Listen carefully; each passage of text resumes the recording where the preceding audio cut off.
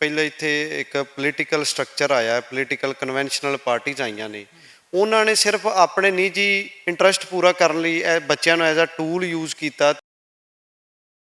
ਜਿਹੜੀ ਇਹ ਅੱਜ ਯੂਨੀਵਰਸਿਟੀ ਦੇ ਵਿੱਚ ਇਕਨੋਮਿਕ ਕ੍ਰਾਈਸਿਸ ਬਣਿਆ ਹੋਇਆ ਜਾਂ ਸਟਰਕਚਰਲ ਕ੍ਰਾਈਸਿਸ ਬਣਿਆ ਪਿਆ ਹੈ, ਉਹਨੂੰ ਉਧਰ ਧਿਆਨ ਨਾ ਦਿੰਦੇ ਹੋਏ ਸਿਰਫ ਆਪਣੇ ਨਿੱਜੀ ਮਫਾਦ ਪੂਰੇ ਕਰ ਰਹੇ ਨੇ। ਉਹਦੀ ਵਜ੍ਹਾ ਨਾਲ ਕਾਫੀ ਸਾਰੇ ਮੁਸ਼ਕਲਾਂ ਉੱਠ ਕੇ ਆਈਆਂ ਨੇ, ਜਿਨ੍ਹਾਂ ਨੂੰ ਅਸੀਂ ਲੈ ਕੇ ਇਸ ਸਾਲ ਕੰਟੈਸਟ ਕਰ ਰਹੇ ਹਾਂ। ਜਿਹੜੀ ਸਾਡੀ ਜਥੇਬੰਦੀ ਆ ਸੱਤ ਸਟੂਡੈਂਟ ਆਰਗੇਨਾਈਜੇਸ਼ਨ ਸੱਤ, ਇਹ ਪਹਿਲਾਂ ਇੱਥੇ ਡਿਸਕਸ਼ਨ ਗਰੁੱਪ ਦੇ ਤੌਰ ਤੇ ਇੱਥੇ ਸਟੈਬਲਿਸ਼ ਹੋਈ ਸੀ। ਇਹ ਸ਼ਾਨਦਾਰ ਇੰਸਟੀਚਿਊਟ ਨੇ, ਇੱਥੋਂ ਬੜਾ ਕੁਝ ਨਿਕਲ ਸਕਦਾ ਹੈ, ਕਿਉਂਕਿ ਇੱਥੇ ਬੜਾ ਮਨਿਊਟ ਹਿੱਸਾ ਹੁੰਦਾ ਜਿਹਨੂੰ ਸਮਝ ਹੁੰਦੀ, ਉਹਦੇ ਕੋਲ ਸਮਾਂ ਹੁੰਦਾ ਹੈ। ਤੇ ਇਹ ਐਸੋ ਜਿਹੇ ਪਲੇਟਫਾਰਮ ਨੇ ਜਿੱਥੋਂ ਇੱਕ ਲੀਡਰਸ਼ਿਪ, ਬਿਹਤਰ ਲੀਡਰਸ਼ਿਪ ਨਿਕਲ ਸਕਦੀ ਹੈ। ਜਿਹੜੇ ਬੱਚਿਆਂ ਨੂੰ ਮੌਕਾ ਦਿੱਤਾ ਜਾਂਦਾ ਉਹ ਸਿਰਫ ਨਾ ਸਿਰਫ ਜਾਂ ਤਾਂ ਕਿਸੇ ਪੋਲੀਟੀਕਲ ਬੈਕਗਰਾਊਂਡ ਨਾਲ ਜੁੜੇ ਹੁੰਦੇ ਨੇ, ਜਿਨ੍ਹਾਂ ਦੀ ਫੈਮਿਲੀਜ਼ ਕੁਛ ਟੱਬਰਾਂ ਦਾ ਜਿਵੇਂ ਬਣ ਕੇ ਰਹਿ ਗਈ ਹੈ, ਜਾਂ ਜਿਨ੍ਹਾਂ ਕੋਲ ਬਹੁਤ ਜ਼ਿਆਦਾ ਪੈਸਾ ਹੁੰਦਾ, ਉਹ ਬੰਦੇ ਹੀ ਅੱਗੇ ਆਉਂਦੇ ਸਨ। ਅੱਗੇ ਇੱਥੇ ਕਮਿਊਨਿਸਟ ਵੀ ਸਨ, ਇੱਥੇ ਦੂਜੀਆਂ ਪੋਲੀਟੀਕਲ ਧਿਰਾਂ ਵੀ ਸਨ, ਔਰ ਉਹਨਾਂ ਕੋਲ ਪੋਲੀਟੀਕਲ ਏਡਡ ਬੈਕਗਰਾਊਂਡ ਹੋਣੀਆਂ, ਸਪੋਰਟਾਂ ਹੋਣੀਆਂ, ਇੰਨਾ ਪੈਸਾ, ਗੌਰਮੈਂਟਸ ਦੀ ਸਿੱਧੀਆਂ, ਸਟੇਟ ਔਰ ਸੈਂਟਰ ਦੀ ਸਿੱਧੀ ਇਨਵੋਲਵਮੈਂਟ ਹੁੰਦੀ ਸੀ ਜੀ। ਸਾਡਾ ਪਹਿਲਾ ਮਕਸਦ ਤੇ ਇੱਥੇ ਸਟੂਡੈਂਟ ਵੈਲਫੇਅਰ ਆ, ਉਹਦੇ ਨਾਲ ਇਹ ਵੀ ਅਸੀਂ ਇੱਕ ਨਵੀਂ ਲੀਡਰਸ਼ਿਪ ਕੱਢਣਾ ਚਾਹੁੰਦੇ ਹਾਂ, ਜਿਹੜਾ ਅੱਜ ਪੰਜਾਬ ਦਾ ਕ੍ਰਾਈਸਿਸ ਦੂਰ ਕਰੇ।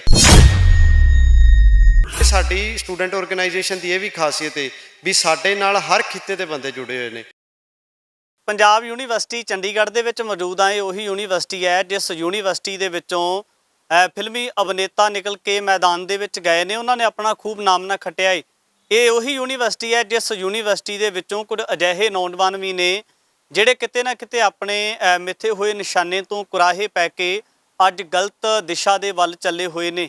ਪਰ ਗੱਲ ਕਰਾਂਗੇ ਪੰਜਾਬ ਯੂਨੀਵਰਸਿਟੀ ਦੇ ਨਾਲ ਸੰਬੰਧਿਤ ਜਿਹੜੀਆਂ ਕਹਿ ਸਕਦੇ ਹਾਂ ਕਿ ਪੋਲੀਟੀਕਲ ਪਾਰਟੀਜ਼ ਨੇ, ਉਹਨਾਂ ਦੇ ਨਾਲ ਜੁੜੀਆਂ ਹੋਈਆਂ ਕੁਝ ਜਥੇਬੰਦੀਆਂ ਕਹਿ ਸਕਦੇ ਹਾਂ, ਔਰ ਕੁਝ ਅਜਿਹੀਆਂ ਵੀ ਸੁਚੱਜੀ ਸੋਚ ਰੱਖਣ ਵਾਲੀਆਂ, ਕੁਝ ਨਵੀਆਂ ਉੱਭਰ ਕੇ ਆਉਣ ਵਾਲੀਆਂ ਜਥੇਬੰਦੀਆਂ ਵੀ ਅੱਗੇ ਆ ਰਹੀਆਂ ਨੇ। ਔਰ ਚੋਣਾਂ ਦਾ ਸਮਾਂ ਹੈ, ਚੋਣਾਂ ਹੋਣ ਜਾ ਰਹੀਆਂ ਨੇ, ਵਿਦਿਆਰਥੀਆਂ ਨੂੰ ਲੈ ਕੇ, ਉਹਨਾਂ ਦੇ ਮਸਲਿਆਂ ਨੂੰ ਲੈ ਕੇ। ਤਾਂ ਸਾਡੇ ਨਾਲ ਸੱਥ ਜਥੇਬੰਦੀ ਤੋਂ ਜੋਤ ਸਿੰਘ ਨੇ, ਜਿਹੜੇ ਕੈਂਡੀਡੇਟ ਅਨਾਊਂਸ ਕੀਤੇ ਗਏ ਨੇ, ਉਹਨਾਂ ਦੇ ਨਾਲ ਗੱਲਬਾਤ ਕਰ ਲੈਣੇ, ਕਿਹੜੀ ਮਨਸ਼ਾ ਲੈ ਕੇ ਆਏ ਨੇ ਔਰ ਕੀ ਕੁਝ ਯੂਨੀਵਰਸਿਟੀ ਦੀਆਂ ਮੁਸ਼ਕਲਾਂ ਹੈਗੀਆਂ ਨੇ। ਬਾਈ ਜੀ ਸਵਾਗਤ ਹੈ ਸਭ ਤੋਂ ਪਹਿਲਾਂ। ਵਾਹਿਗੁਰੂ ਜੀ ਖਾਲਸਾ, ਵਾਹਿਗੁਰੂ ਜੀ ਫਤਿਹ। ਬਾਈ ਜੀ ਸਭ ਤੋਂ ਪਹਿਲਾਂ ਵੱਡਾ ਸਵਾਲ ਹੈ, ਯੂਨੀਵਰਸਿਟੀ ਦੇ ਮੁੱਦੇ ਕੀ ਨਜ਼ਰ ਆਉਂਦੇ ਨੇ?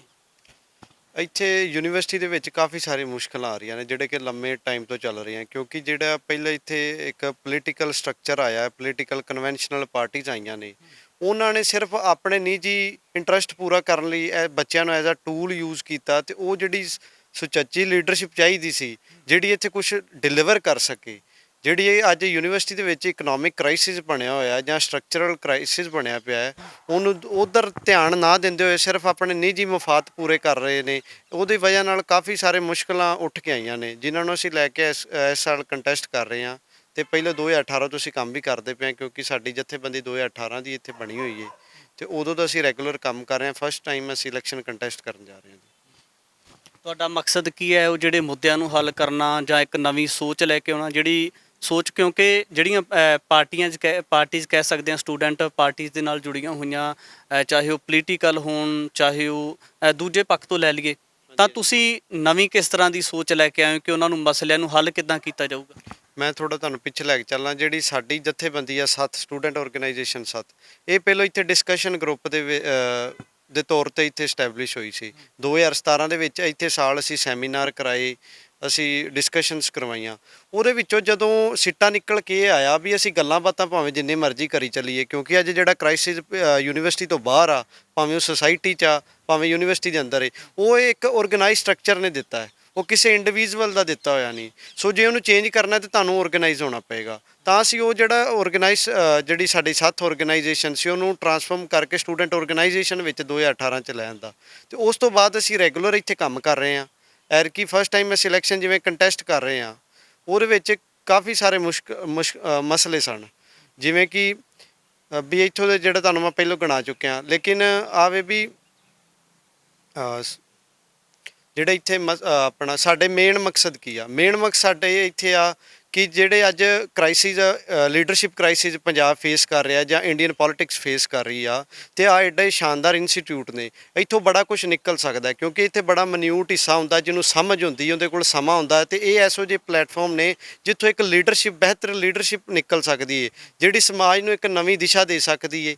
ਉਹ ਦਿਸ਼ਾ ਦੇ ਨਾਲ ਅਸੀਂ ਸੁਸਾਇਟੀ ਨੂੰ ਬਿਹਤਰ ਕਰ ਸਕਨੇ, ਯੂਨੀਵਰਸਿਟੀ ਨੂੰ ਬਿਹਤਰ ਕਰ ਸਕਨੇ, ਤੇ ਆਪਣੇ ਜੀਵਨ ਨੂੰ ਵੀ ਬਿਹਤਰ ਕਰ ਸਕਨੇ। ਪਹਿਲਾਂ ਸੋਚ ਹੋਰ ਹੁੰਦੀ ਹੈ, ਬਾਅਦ ਵਿੱਚ ਜਿਹੜੀ ਸਟੂਡੈਂਟ ਬਣਨ ਤੋਂ ਬਾਅਦ ਜਾਂ ਉਸ ਤੋਂ ਬਾਅਦ ਜਿਹੜਾ ਲੋਕਾਂ ਦੇ ਵਿੱਚ ਵਿਚਰਨ ਦਾ ਸਮਾਂ ਆਉਂਦਾ, ਤਾਂ ਜਦੋਂ ਇੱਕ ਸਟੂਡੈਂਟ ਤੋਂ ਇੱਕ ਰਾਜਨੇਤਾ ਬਣ ਕੇ ਉੱਭਰਦੇ ਨੇ, ਐਮਐਲਏ ਬਣ ਕੇ ਉੱਭਰਦੇ ਨੇ, ਉਦੋਂ ਸੋਚ ਦੇ ਵਿੱਚ ਤਬਦੀਲੀ ਆ ਜਾਂਦੀ ਹੈ। ਇਹਦਾ ਕਾਰਨ ਕੀ ਨਜ਼ਰ ਆਉਂਦਾ? ਇਹਦਾ ਕਾਰਨ ਇਹ ਜੀ, ਜਿਹੜਾ ਪੋਲੀਟੀਕਲ ਪਾਰਟੀਜ਼ ਇੱਥੇ ਆਈਆਂ ਨੇ ਜਦੋਂ ਦੀਆਂ, ਉਹਨਾਂ ਨੇ ਸਿਰਫ ਬੱਚਿਆਂ ਨੂੰ ਐਜ਼ ਅ ਟੂਲ ਯੂਜ਼ ਕਰਦੀਆਂ ਨੇ। ਉਹਨਾਂ ਨੂੰ ਔਰ ਬੱਚਿਆਂ ਨੂੰ ਵੀ, ਜਿਹੜੇ ਬੱਚਿਆਂ ਨੂੰ ਮੌਕਾ ਦਿੱਤਾ ਜਾਂਦਾ, ਉਹ ਸਿਰਫ ਨਾ ਸਿਰਫ ਜਾਂ ਤਾਂ ਕਿਸੇ ਪੋਲੀਟੀਕਲ ਬੈਕਗਰਾਊਂਡ ਨਾਲ ਜੁੜੇ ਹੁੰਦੇ ਨੇ, ਜਿਨ੍ਹਾਂ ਦੀ ਫੈਮਿਲੀਜ਼ ਕੁਝ ਟੱਬਰਾਂ ਦਾ ਜਿਵੇਂ ਬਣ ਕੇ ਰਹਿ ਗਈ ਹੈ, ਜਾਂ ਜਿਨ੍ਹਾਂ ਕੋਲ ਬਹੁਤ ਜ਼ਿਆਦਾ ਪੈਸਾ ਹੁੰਦਾ, ਉਹ ਬੰਦੇ ਹੀ ਅੱਗੇ ਆਉਂਦੇ ਸਨ ਅੱਗੇ, ਤੇ ਉਹ ਮਿੰਨਤਾਂ ਤਰਲਿਆਂ ਨਾਲ ਅੱਗੇ ਆਉਂਦੇ ਸਨ। ਜਿਹੜੇ ਬੰਦੇ ਕੰਮ ਕਰਦੇ ਸਨ ਉਹਨਾਂ ਨੂੰ ਕਦੀ ਮੌਕਾ ਘੱਟ ਦਿੱਤਾ ਜਾਂਦਾ ਸੀ, ਜਿਹਦੇ ਵਜ੍ਹਾ ਨਾਲ ਉਹ ਇੱਕ ਚਮਚੇ ਟਾਈਪ ਲੀਡਰਸ਼ਿਪ ਜ਼ਿਆਦਾ ਆ ਰਹੀ ਸੀ, ਜਿਹਦੇ ਵਿੱਚੋਂ ਪੰਜਾਬ ਨੂੰ ਵੀ ਕੁਝ ਨਹੀਂ ਹਾਸਲ ਹੋਇਆ ਕਾਫੀ ਟਾਈਮ ਤੋਂ, ਤੇ ਯੂਨੀਵਰਸਿਟੀ ਨੂੰ ਵੀ ਕੁਝ ਨਹੀਂ ਹਾਸਲ ਹੋਇਆ। ਜੇ ਤੁਹਾਡੀ ਗੱਲ ਕਰੀਏ, ਸੱਥ ਜਥੇਬੰਦੀ ਪਹਿਲੀ ਵਾਰ ਉੱਭਰੀ ਹੈ, ਤਾਂ ਪਹਿਲੀ ਵਾਰ ਉੱਭਰ ਕੇ ਸੱਥ ਵਿੱਚ ਖੜੇ ਹੋ, ਚੁਣੌਤੀਆਂ ਸਾਹਮਣੇ ਨੇ, ਚੁਣੌਤੀਆਂ ਮੁੱਖ ਤੌਰ ਤੇ ਨਜ਼ਰ ਕਿਹੜੀਆਂ ਨੇ? ਚੁਣੌਤੀਆਂ ਸ਼ੁਰੂ 'ਚ ਹੋਰ ਹੁੰਦੀਆਂ, ਜਿਵੇਂ ਜਿਵੇਂ ਆਪਾਂ ਪਿੰਡਾਂ ਚੱਲਦੇ ਰਹਿੰਦੇ ਹਾਂ, ਪਹਿਲੋਂ ਕੁਝ ਮਸਲੇ ਹੁੰਦੇ ਨੇ, ਫਿਰ ਹੌਲੀ ਹੌਲੀ ਜਿਵੇਂ ਆਪਾਂ ਵੱਧਦੇ ਹਾਂ, ਕੁਝ ਮਸਲੇ ਅਸੀਂ ਜਿਵੇਂ ਤੁਰਦੇ ਤੁਰਦੇ ਹੱਲ ਕਰ ਲੈਂਦੇ ਹਾਂ, ਫਿਰ ਨਵੀਆਂ ਚੁਣੌਤੀਆਂ ਆ ਜਾਂਦੀਆਂ ਨੇ। ਸ਼ੁਰੂ 'ਚ ਇਹ ਵੀ ਇੱਥੇ ਨਵੀਂ ਆਰਗੇਨਾਈਜੇਸ਼ਨ ਪੈਰਲਰ ਸੈੱਟ ਕਰਨੀ, ਵੀ ਇੱਥੇ ਕਮਿਊਨਿਸਟ ਵੀ ਸਨ, ਇੱਥੇ ਦੂਜੀਆਂ ਪੋਲੀਟੀਕਲ ਧਿਰਾਂ ਵੀ ਸਨ, ਔਰ ਉਹਨਾਂ ਕੋਲ ਪੋਲੀਟੀਕਲ ਏਡੇ ਬੈਕਗਰਾਊਂਡ ਹੋਣੀਆਂ, ਸਪੋਰਟਾਂ ਹੋਣੀਆਂ, ਇੰਨਾ ਪੈਸਾ, ਗਵਰਨਮੈਂਟਸ ਦੀ ਸਿੱਧੀਆਂ, ਸਟੇਟ ਔਰ ਸੈਂਟਰ ਦੀ ਸਿੱਧੀ ਇਨਵੋਲਵਮੈਂਟ ਹੁੰਦੀ ਸੀ। ਸਾਨੂੰ ਇਹ ਸੀ ਬੱਚਿਆਂ ਨੂੰ ਸਮਝਾਉਣਾ ਪਹਿਲੋਂ ਆਈਡੀਆ, ਉਹਦੇ ਵਿੱਚੋਂ ਨਾਲ ਇਹ ਵੀ ਨਵੀਂ ਲੀਡਰਸ਼ਿਪ ਕੱਢਣਾ, ਜਿਹੜੇ ਕਿ ਉਹਨਾਂ ਨੂੰ ਲੀਡ ਕਰਦੀ, ਜਿਹੜਾ ਕੰਮ ਸਾਂਭਦੀ, ਤੇ ਨਾਲੇ ਜਿਹੜੇ ਅਸੀਂ ਮੁੱਦਿਆਂ ਨੂੰ ਹੱਲ ਕਰਾਉਣਾ ਚਾਹੁੰਦੇ ਹਾਂ, ਉਹ ਆਮ ਬੰਦੇ ਜੇ ਸਾਂਭਣ ਕੰਮ ਨੂੰ, ਤੇ ਉਹ ਭਾਵੇਂ ਕੱਲ੍ਹ ਪਿੰਡਾਂ 'ਚ ਜਾਣ, ਭਾਵੇਂ ਸ਼ਹਿਰਾਂ 'ਚ ਜਾਣ, ਤਾਂ ਹੀ ਉਹ ਬਿਹਤਰ ਕਰ ਸਕਦੇ ਨੇ ਜੀ। ਤੁਸੀਂ, ਜੇ ਤੁਹਾਡੀ ਜਥੇਬੰਦੀ ਦੀ ਗੱਲ ਕਰੀਏ, ਸੱਥ ਦੇ ਨਾਲ ਤਕਰੀਬਨ ਜਿਹੜੇ ਸ਼ੁਰੂਆਤੀ ਦੌਰ ਦੇ ਵਿੱਚ ਨੌਜਵਾਨ ਜੁੜਦੇ ਨੇ, ਜਾਂ ਮੌਜੂਦਾ ਸਮੇਂ ਦੇ ਵਿੱਚ ਗੱਲ ਕਰੀਏ, ਬਹੁਤੇ ਨੌਜਵਾਨ ਜਿਹੜੇ ਪੈਰਵਾਈ ਕਰਨ ਵਾਲੇ ਨੇ, ਤਾਂ ਜ਼ਿਆਦਾ ਗਿਣਤੀ ਸਿੱਖ ਨੌਜਵਾਨਾਂ ਦੀ ਹੈ, ਸਿੱਖ ਵਿਚਾਰਧਾਰਾ ਨੂੰ ਅਪਣਾਏ ਹੋਏ ਨੇ। ਕੀ ਲੱਗਦਾ ਕਿ ਜਿਹੜੀ ਕਮਿਊਨਲ ਵਿਚਾਰਧਾਰਾ ਹੈ, ਉਹਦੇ ਵਿੱਚੋਂ ਜਿਹੜੇ ਕੁਝ ਸਟੂਡੈਂਟ ਜਾ ਚੁੱਕੇ ਨੇ, ਉਹਨਾਂ ਦੇ ਨਾਲ ਪੈਰ ਨਾਲ ਜੁੜ ਕੇ, ਮੋਢੇ ਨਾਲ ਮੋਢਾ ਜੁੜ ਕੇ ਕੰਮ ਕਰਦੇ ਨੇ, ਉਹਨਾਂ ਨੂੰ ਸਿੱਖੀ ਵਿਚਾਰਧਾਰਾ ਦੇ, ਜਾਂ ਜਿਹੜੇ ਇੱਕ ਫਰਜ਼ ਹੁੰਦੇ ਇਨਸਾਨੀਅਤ ਵਾਲੇ, ਉਹਨਾਂ ਦੇ ਮੱਦੇ ਨਜ਼ਰ ਲਿਆਉਣ ਵਾਸਤੇ ਕਿਸ ਤਰ੍ਹਾਂ ਦੇ ਪੈਂਡੇ ਉਲੀਕ ਰਹੇ? ਅਸੀਂ ਦੇਖੋ ਜੀ, ਅਸੀਂ ਗੁਰੂ ਨਾਨਕ ਸਾਹਿਬ ਦਾ ਫਲਸਫਾ ਲੈ ਕੇ ਚੱਲ ਰਹੇ ਹਾਂ, ਵੀ ਜਿਹੜਾ ਸਾਰਿਆਂ ਨੂੰ ਅਸੀਂ ਸਪੇਸ ਦਿੱਤੀ ਹੈ, ਆਹ ਨਹੀਂ ਵੀ ਇਕੱਲੇ ਅਸੀਂ ਪੰਜਾਬ ਦੇ ਮੁੰਡਿਆਂ ਨੂੰ ਸਪੇਸ ਦਿੱਤੀ ਜਾਂ ਇੱਕ ਕਮਿਊਨਿਟੀ ਨੂੰ ਸਪੇਸੀਫਾਈ ਦਿੱਤਾ। ਆਹ ਫਰਕ ਇਹ ਵੀ ਇੱਥੇ ਬਹੁਤਾਤ ਬੱਚੇ ਪੰਜਾਬ ਤੋਂ ਜਿਵੇਂ ਆਉਂਦੇ ਨੇ, ਤੇ ਤਾਂ ਸਿੱਖ ਰਿਪਰੈਜ਼ੈਂਟੇਸ਼ਨ ਵੀ ਜ਼ਿਆਦਾ ਲੱਗਦੀ ਹੈ। ਪਰ ਆਵੇ ਸਾਡੀ ਸਟੂਡੈਂਟ ਆਰਗੇਨਾਈਜੇਸ਼ਨ ਦੀ ਇਹ ਵੀ ਖਾਸੀਅਤ ਹੈ ਵੀ ਸਾਡੇ ਨਾਲ ਹਰ ਖਿੱਤੇ ਦੇ ਬੰਦੇ ਜੁੜੇ ਹੋਏ ਨੇ। ਸਾਡੇ ਨਾਲ ਹਿਮਾਚਲ, ਉੱਤਰਾਖੰਡ, ਰਾਜਸਥਾਨ, ਐਮਪੀ ਤੇ ਵੈਸਟ ਬੰਗਾਲ ਤੱਕ ਦੇ ਬੱਚੇ ਜੁੜੇ ਹੋਏ ਆ, ਅਲੱਗ-ਅਲੱਗ ਸਟੇਟਾਂ ਤੋਂ, ਬਿਹਾਰ ਦੇ ਬੱਚੇ ਆ, ਵੀ ਅਸੀਂ ਸਾਰਿਆਂ ਨੂੰ ਹੀ ਨਾਲ ਲੈ ਕੇ ਚੱਲ ਰਹੇ ਹਾਂ, ਤਾਂ ਕਿ ਜੇ ਸਾਡੇ 'ਚੋਂ ਇੱਥੋਂ ਲੀਡਰਸ਼ਿਪ ਨਿਕਲੇ, ਤੇ ਜੇ ਸਾਡੇ ਭਾਵੇਂ ਉਹ ਦੂਜੀਆਂ ਸਟੇਟਾਂ ਦੇ ਵੀ ਲੀਡਰ ਨਿਕਲਦੇ ਆ, ਤੇ ਸਾਡੇ ਆਪਸੀ ਇੰਟਰ ਸਟੇਟ ਰਿਲੇਸ਼ਨ ਵੀ ਬੜੇ ਬਿਹਤਰ ਹੋ ਸਕਦੇ ਨੇ, ਜਿਹੜੇ ਕਿ ਅੱਜ ਫੈਡਰਲ ਢਾਂਚਾ ਹੈ ਜੋ ਇੱਥੋਂ ਇੰਡੀਆ ਦਾ, ਉਹਨੂੰ ਬਿਹਤਰ ਕਰਨ ਲਈ ਵੀ ਕੰਮ ਆ ਸਕਦੇ ਨੇ। ਨਾਲੇ ਇਹ ਵੀ ਸੁਸਾਇਟੀ ਵੀ ਬਿਹਤਰ ਹੋਵੇਗੀ ਉਹਦੇ ਨਾਲ। ਪਹਿਲਾਂ ਸਟੂਡੈਂਟ ਦੇ ਮੁੱਦਿਆਂ ਦੇ ਉੱਪਰ ਲੜਨਾ ਚਾਹੁੰਦੇ ਹੋ, ਜਾਂ ਜਿਸ ਤਰੀਕੇ ਦੇ ਨਾਲ ਆਲ ਇੰਡੀਆ ਸਿੱਖ ਸਟੂਡੈਂਟ ਫੈਡਰੇਸ਼ਨ ਸੀਗੇ, ਜਿਸ ਤਰੀਕੇ ਦੇ ਨਾਲ ਉਹ ਗੁਰਮਤ ਕੈਂਪ ਲਾਉਂਦੇ ਜੀ, ਜਿਹੜੀ ਸਿੱਖ ਵਿਚਾਰਧਾਰਾ ਸੀ, ਉਹ ਸਟੂਡੈਂਟਾਂ ਦੇ ਵਿੱਚ ਜਾ ਕੇ ਉਹਦਾ ਪ੍ਰਚਾਰ ਪ੍ਰਸਾਰ ਕਰਦੇ ਸੀ, ਕੱਲੀ ਸਟੂਡੈਂਟਾਂ ਦੇ ਮੁੱਦੇ ਨੇ, ਜਾਂ ਫਿਰ ਲੰਬਾ ਪੈਂਤੜਾ ਉਲੀਕ ਕੇ ਚੱਲੇ? ਵੇਖੋ ਜੀ, ਸਾਡਾ ਪਹਿਲਾ ਮਕਸਦ ਤੇ ਇੱਥੇ ਸਟੂਡੈਂਟ ਵੈਲਫੇਅਰ ਆ, ਉਹਦੇ ਨਾਲ ਇਹ ਵੀ ਅਸੀਂ ਇੱਕ ਨਵੀਂ ਲੀਡਰਸ਼ਿਪ ਕੱਢਣਾ ਚਾਹੁੰਦੇ ਹਾਂ, ਜਿਹੜਾ ਅੱਜ ਪੰਜਾਬ ਦਾ ਕ੍ਰਾਈਸਿਸ ਦੂਰ ਕਰੇ।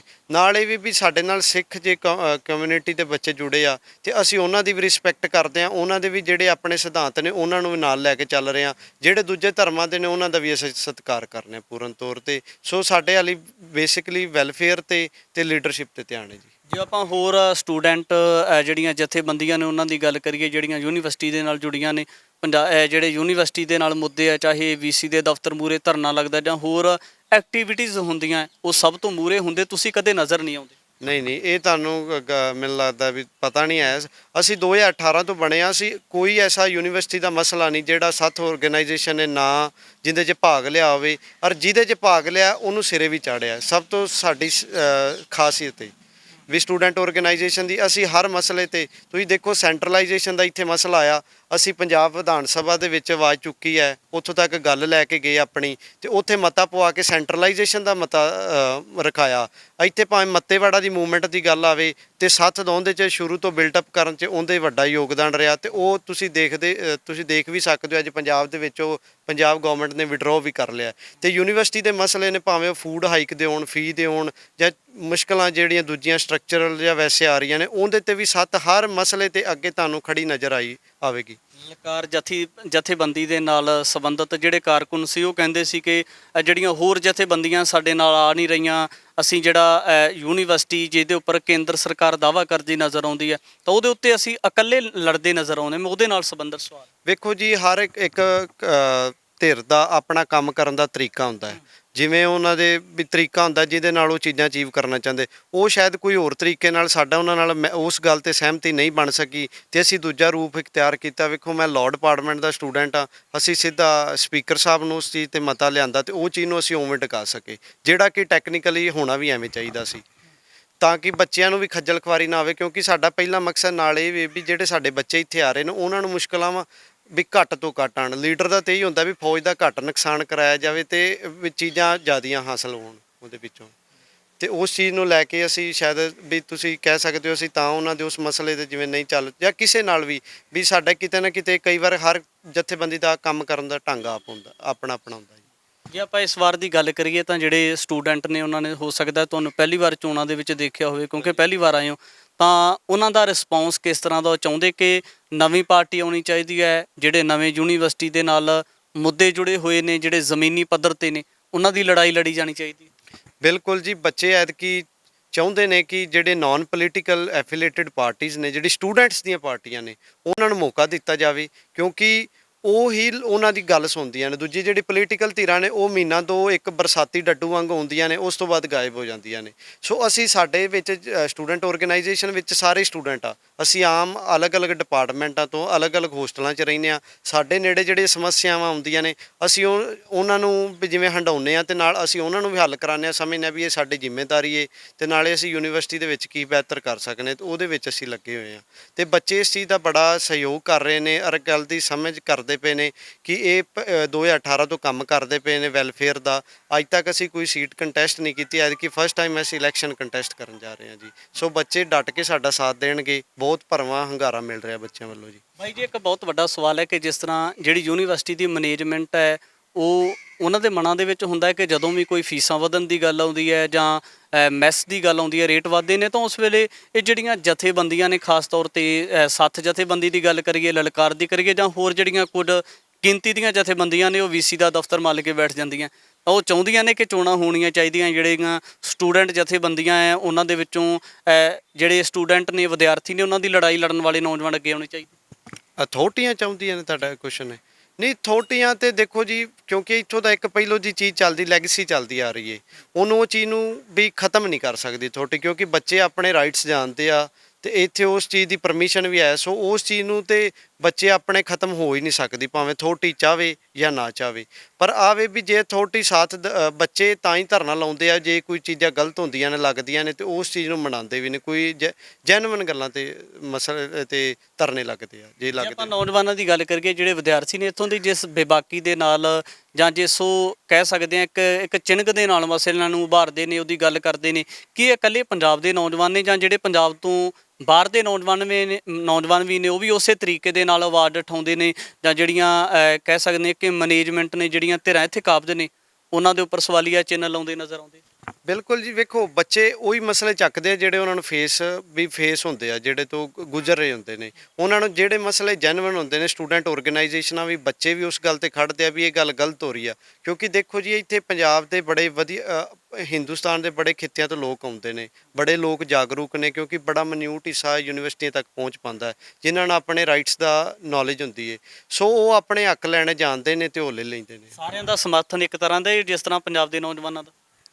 ਨਹੀਂ, ਸਾਰਿਆਂ ਦਾ ਯੋਗਦਾਨ ਹੈ ਜੀ। ਪੰਜਾਬ ਦੇ ਵੀ ਬਹੁਤਾਤ ਬੱਚੇ ਹੁੰਦੇ ਨੇ ਤਾਂ ਸਾਨੂੰ ਲੱਗਦਾ ਵੀ ਉਹ ਲੀਡ ਵੀ ਕਰਦੇ ਆ, ਉਹ ਸਾਂਭਦੇ ਵੀ ਨੇ, ਜਜ਼ਬਾ ਵੀ ਹੁੰਦਾ, ਪਰ ਦੂਜੇ ਵੀ ਘੱਟ ਨਹੀਂ ਹੈ, ਉਹ ਵੀ ਨਾਲ ਡਟ ਕੇ ਮੋਢੇ ਨਾਲ ਮੋਢਾ ਲਾਉਂਦੇ ਨੇ ਜੀ। ਵਿਦਿਆਰਥੀ ਚੋਣਾਂ ਦੇ ਵਿੱਚ ਸੱਥ ਜਥੇਬੰਦੀ ਦੇ ਕਹਿ ਸਕਦੇ ਹਾਂ ਕਿ ਮੁੱਖ ਆਗੂ ਜਿਹੜੇ ਨੇ ਭਾਈ ਜੋਤ ਸਿੰਘ ਦੇ ਨਾਲ ਗੱਲਬਾਤ ਕੀਤੀ ਹੈ, ਤਾਂ ਜਿਹੜੀਆਂ ਤਮਾਮ ਚੁਣੌਤੀਆਂ ਨੂੰ ਲੈ ਕੇ ਜਿਹੜੀ ਅਗਵਾਈ ਕਰਨ ਵਾਸਤੇ ਸਟੂਡੈਂਟ ਇਲੈਕਸ਼ਨ ਹੋਣ ਜਾ ਰਹੇ ਇਹਨਾਂ ਤੋਂ ਉਹਦੇ ਵਿੱਚ ਕਿਸ ਤਰ੍ਹਾਂ ਦੀ ਭੂਮਿਕਾ ਸੱਥ ਜਥੇਬੰਦੀ ਦੀ ਰਹਿ ਸਕਦੀ ਹੈ, ਕਿਉਂਕਿ ਪਹਿਲੀ ਵਾਰ ਮੈਦਾਨ ਦੇ ਵਿੱਚ ਆਏ ਨੇ। ਔਰ ਇਹਦੇ ਨਾਲ ਇੱਕ ਹੋਰ ਜ਼ਿਕਰਯੋਗ ਗੱਲ ਹੈ ਕਿ ਇਸੇ ਮੈਦਾਨ ਦੇ ਵਿੱਚ ਰਾਜਸੀ ਪਾਰਟੀਆਂ ਦੇ ਨਾਲ ਸੰਬੰਧਿਤ ਜਿਹੜੀਆਂ ਸਟੂਡੈਂਟ ਧਿਰਾਂ ਵੀ ਮੈਦਾਨ ਦੇ ਵਿੱਚ ਨੇ। ਆਉਣ ਵਾਲੇ ਸਮੇਂ ਦੇ ਵਿੱਚ ਇਹ ਭਵਿੱਖ ਤੈਅ ਕਰੇਗਾ ਕਿ ਕਿਸ ਨੂੰ ਜਿੱਤ ਪ੍ਰਾਪਤ ਹੁੰਦੀ ਹੈ ਔਰ ਕੌਣ ਅਗੇਰੇ ਭਵਿੱਖ ਵਿੱਚ ਲੜਨ ਵਾਸਤੇ ਦ੍ਰਿੜ ਇਰਾਦਾ ਕਰਕੇ ਮੈਦਾਨ ਦੇ ਵਿੱਚ ਨਿੱਤਰਦਾ ਰਹੇਗਾ। ਭਵਿੱਖ ਵਿੱਚ ਵੀ ਪੰਜਾਬ ਦੇ ਨਾਲ ਜੁੜੇ ਹੋਏ ਤਮਾਮ ਮਸਲਿਆਂ ਨੂੰ ਲੈ ਕੇ ਹਾਜ਼ਰ ਹੋਵਾਂਗਾ। ਧੰਨਵਾਦ। ਵਾਹਿਗੁਰੂ ਜੀ ਕਾ ਖਾਲਸਾ, ਵਾਹਿਗੁਰੂ ਜੀ ਕੀ ਫਤਿਹ।